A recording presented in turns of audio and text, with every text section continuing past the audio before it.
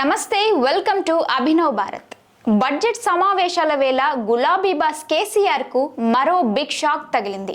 Budget సమావేశాల నేపథ్యంలో సభలో అనుసరించాల్సిన వ్యూహాలపై కేసీఆర్ అధ్యక్షతన బీఆర్ఎస్ ఎల్పీ మీటింగ్ నిర్వహించగా ఆ party working president KTR, Harish Rao సహా ఇతర ఎమ్మెల్యేలు, ఎమ్మెల్సీలు ఈ సమావేశానికి హాజరయ్యారు. అయితే ఈ మీటింగ్కు 5 ఎమ్మెల్యేలు, 3 ఎమ్మెల్సీలు డుమ్మా కొట్టారు.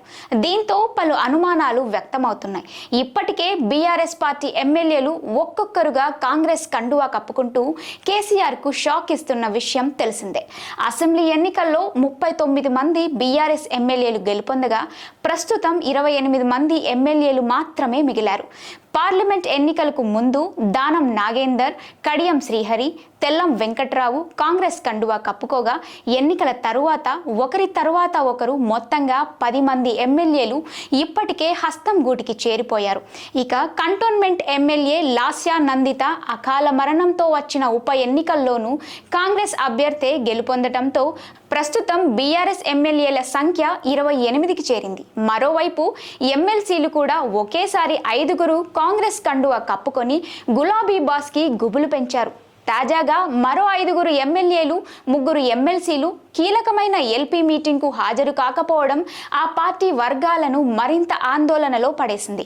హాజరు కాని వాళ్లలో Zaheerabad MLA Manikyarao, Dubbaka MLA Kotha Prabhakar Reddy, Uppal MLA Bandaru Lakshmareddy, Secunderabad MLA Padmarao Goud, Sanath Nagar MLA Talasani Srinivas Yadav, ఎమ్మెల్సీలు చల్లా వెంకట్రామిరెడ్డి, గోరేటి వెంకన్న, వెంకట్రామిరెడ్డి ఉన్నారు.